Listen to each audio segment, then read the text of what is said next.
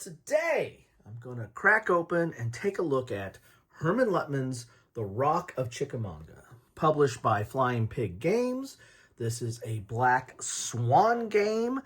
What is that? Well, Black Swan is a series that has gone by many names, but I believe the Black Swan started with the 3 Days of Gettysburg, another Herman Luttman game. Imagine that, from Flying Pigs game. And it's been the blind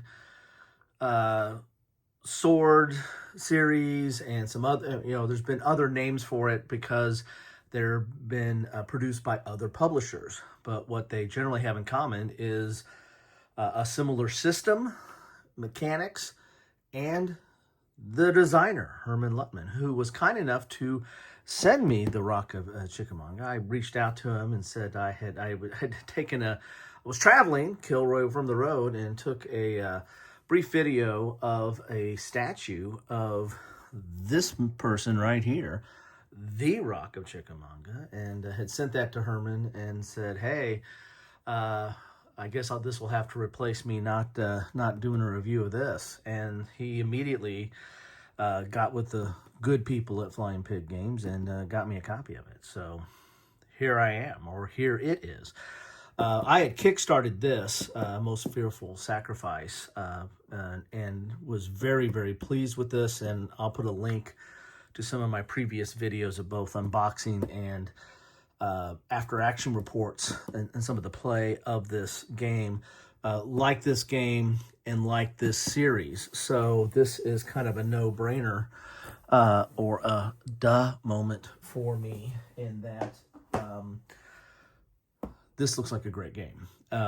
It's a topic that Chickamauga has covered somewhat in battle simulations covering the American Civil War, but not nearly as much as Gettysburg, right? And so we've got something in store for us here.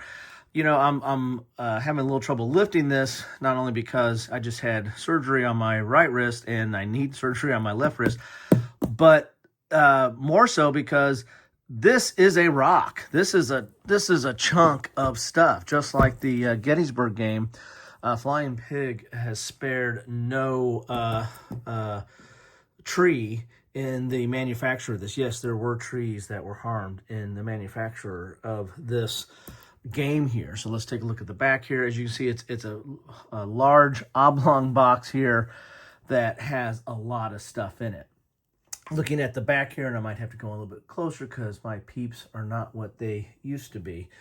The Rock of Chickamauga is a immersive two-player war game that masterfully captures the chaos and intensity of the three-day Battle of Chickamauga, one of the more pivotal clashes of the American Civil War, September 18th to the 20th, 1863.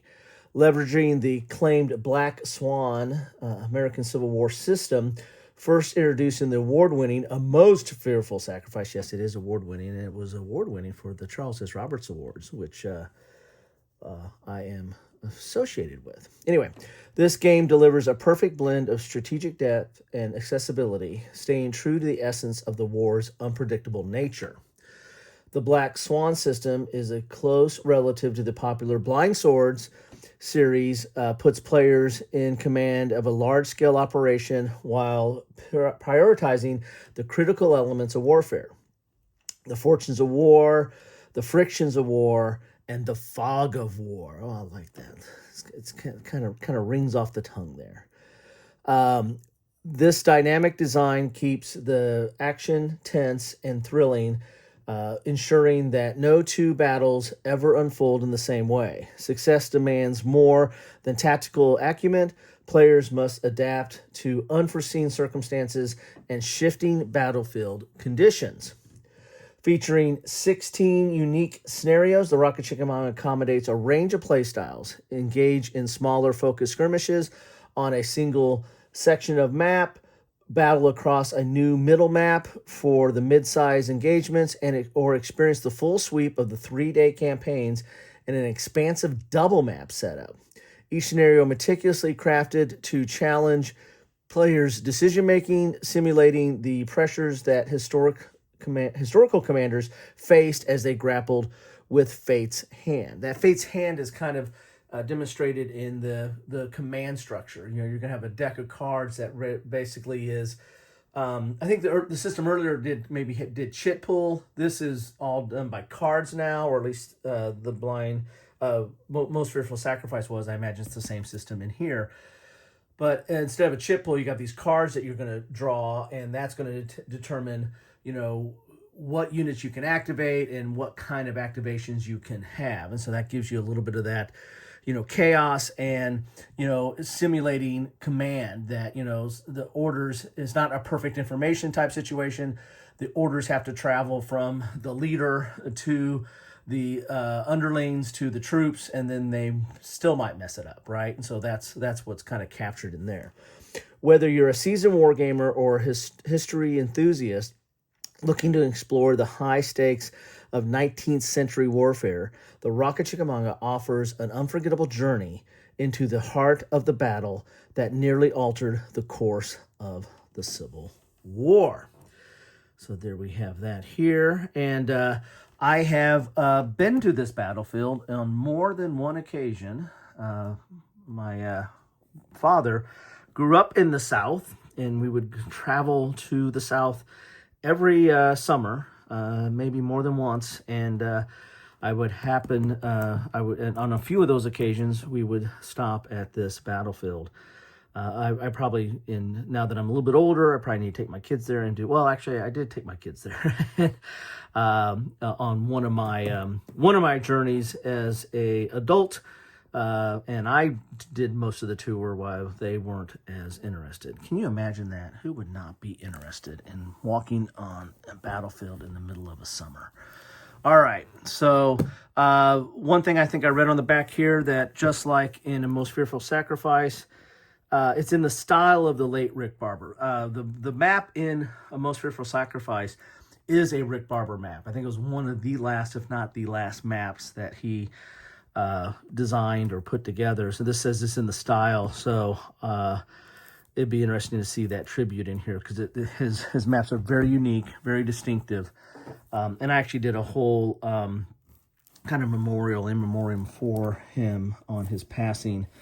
I'll put a link to that as well, because it's always worthwhile seeing some of his art and design and creativity.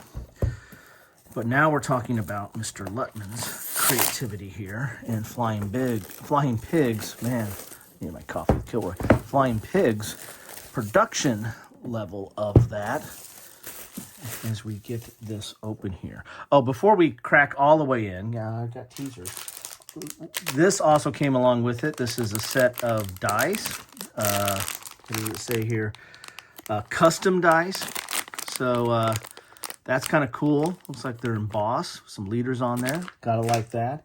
And also a dice tower came with this as well. Look at there. Flying Pig is upping their game with fun little goodies here. So there is a dice tower that comes along as well. But you didn't come for that. You came for this. This is what you're looking for here. As I can try to get this open. I think if I had two good hands, this still might be tough to get open, because there's a lot in this box. You got a nice, thick, sturdy box that's huge. And I imagine that it's going to have a little bit of a downside in that I can barely fit everything back into the Most Fearful Sacrifice. Once you poke out all the counters and put everything back in the box, it barely fits in. And I bag the counters. It barely fits in, because there is a lot in the box, and it looks like this is meeting up with its, or matching its, older siblings' content value. It definitely meets the value by weight calculation. So you got some cards in here. As I said, this is really a card. I don't know if I'd say card-driven game, but it really does control the orders. So maybe it is a card-driven game under that definition, but maybe not your traditional one. There's some dice that come in here, but what do I got? What am I going to do with these when I got these? All right, so we got some dice.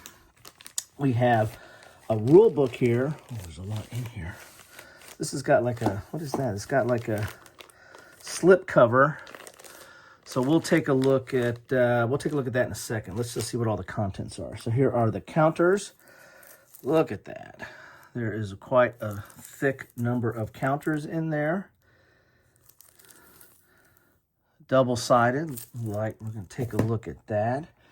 But the main showstopper here, and I'm going to have to make room for it because you need room for this, is that map. And look at that here.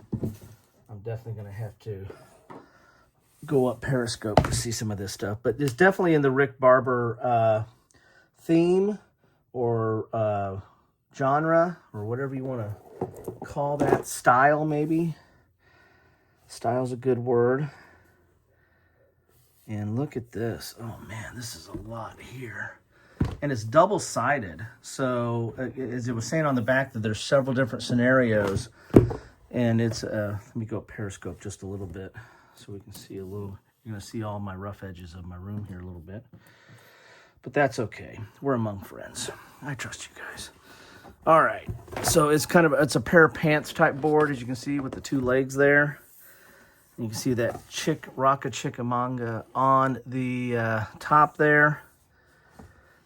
And whoa, so I think this is just one map that doesn't go with anything on this side. I think the other side maybe you put together. Man, I'm having a hard time mainly because it's such a huge map, but also because my wrists are not in the best of shape. Let's see if I can get this up over here. Oh, sorry for the groans. This is PG-13 here, I hope. All right, let's go up here, and so look at that. That is a huge map, and I imagine this is just one side. So maybe this is just one scenario or a few scenarios that go into here. Let me go off here a little bit and flip this over and see what's on the other side. Easy for you to say, right? I don't want to rip it open to do that. So let's not do that. Okay. So here is, this one I think goes this way. Oh, maybe not. Whoa, look at that. People, this is just one map. This is just one of two maps, as you can see here. Wow. Wow, wow, wow. Looks pretty impressive. So now let's look at this. This other map is single-sided. So that means that on the back side of this map is it goes with some of those scenarios. Some special scenarios, I guess. And then you can put these two maps together to get the full. Let's knock over the camera stand too while we're at it. You get the full picture. Oh, there we go. There's the Missionary Ridge. Okay, all right. There we go. Very, very nice looking there. And I probably don't have it oriented the right way, but I don't care. I just like the look of it. So there you go. That you get two maps, well, actually 2.5, because you get two full maps that you can put together or play scenarios on each half. And then you got a map on the back side of that one that is a pretty large map, like that equals probably half of one of these maps. Wow. Wow, wow, wow. All right. So let's look at some of the counters, see what we have in store for us there. And I have to say, I was very impressed with the production value and the art on the Most Fearful Sacrifice counters. And they went to the detail of including, it was almost like looking at, miniatures, right? That all the paint schemes and trying to get it as accurate as possible, including some of the mascots, I think, for some of the units involved there. Things like a dog on one of them and stuff like that. All right, well, just gonna slide this off. There we go. All right, so let's look at some of these counters here. And there we are. And double-sided. Very cool. Yeah, and I think they're continuing with that same kind of art. You can see some of the detail there.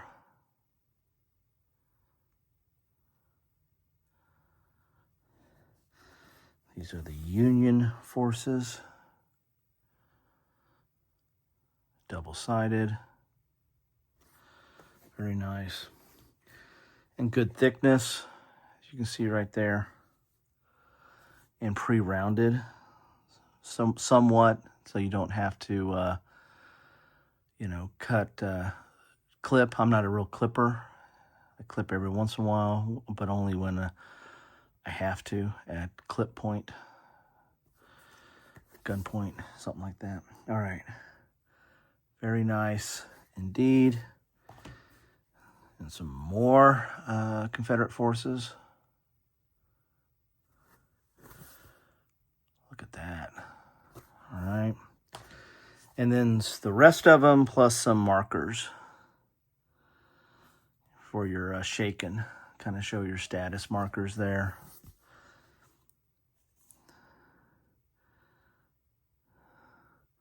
Very cool. All right, so there are the counters. Now let's get to, shall we do the cards? Man, there's a lot of stuff in here. So this is basically going to be the engine for the game, is this cards and getting orders off of that. So still to come, stay tuned, still to come, we'll do a quick look at the rules. Probably won't do a whole page through, but just a quick look. And then probably the player aids, because the combat charts and stuff like that are very important.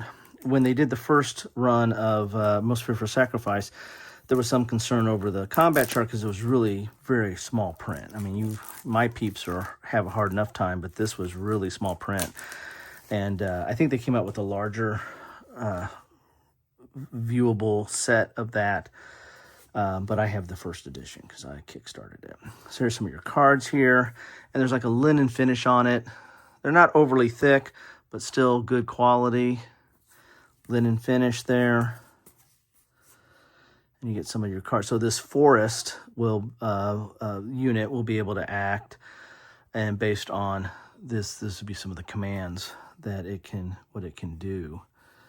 So it's all tied to what you're drawing and what you can do and when you can do it. See all that there. There's some of that friction of war. That's kind of a wild card that brings up other stuff. So that was the Confederate, and then this is the Union forces or orders. There's that fog of war. Remember, there's friction, fog, and fate, right? I think I got it right. There's the man himself, right? It's the Rock, isn't it? Good old Sheridan. So there are the cards, as you can see here.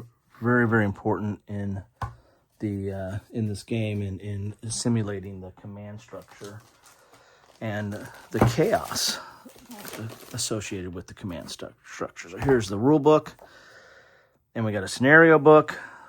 Wow, it's big, thick. Here's the rule book here. Why don't we go in a little bit so I'm not having to hold up stuff so long. Here is the rule book, which tops out at 32 pages, as you can see right there, but you got some blank pages. There's a notes. Here's some probably designer notes. So it looks like you're only looking at 27 pages to get to victory determination. Oh, we got a little bit more. Yeah, 27 pages. And then you got an example of play. I have not been drinking tonight. Here's an definition or example of what's on the counters and how to read them. Just look at that art on there. I probably didn't do it service with my quick look. And here's your cards. So the game is not that complex. And with the order system, that kind of runs things. So this is I don't know about this version, but the Most Fearful Sacrifice did not have a solitaire system, but it's highly playable solitaire because of the order system. That you're just, you don't have a ton of choices to put your thumb on the scale, and you can just follow the orders that are on there. So I do like that. This has some notes. I wonder if there's any like comparison with previous versions. I mean, Herman's done so many different versions of this system. They all share a lot of the same DNA, but I imagine that he's probably improved it over time as well. So we're not gonna fault him for that. No faults for improvements. So there's the rules. Very interesting. Here is your scenario, and again, they said there was 16 scenarios. So they're all in here, and you're going to have your typical setup, what you would expect, and what maps to use. Very nice. So there's your scenarios, and then here are your player aids. Nice thick chunk of player aids there. Here's your orders of battle and scenario setup card. Here's your command display. So this is where you're going to be putting those cards as you're playing them. And they're one-sided because that'll be off to the side of the board to keep track of all that good stuff there. That's the Confederate command. Looks like you got like 4 of those. Man, I'm going over. Sorry about that. Stay tuned for the still shots at the end. I always try to do that. Union command display. There you have that. Then here is the that infamous combat's results table. Look at that. That's a color chart right there. My goodness, look at that. This is easier to read than the original of Most Fearful, but still, there's a lot of info on there, folks. A lot of info. Here's your combat events and close fight resolution table. One of my favorite terms in this is skedaddle. So, units don't retreat, they skedaddle. At least that's the way it was in the previous version. I hope they kept that. Warms the cockles of my heart. All right, here's your terrain effects card. And there you have it. That is all the stuff. If that's not enough, people, that is all the stuff that you get in a box, big box of the Rock of Chickamauga. And one thing, I'll just go out a little bit so you can see all this goodness in all its glory. Look at all that there. And then we also have, I do want to see if there's a note on who the art design is on here. Credits.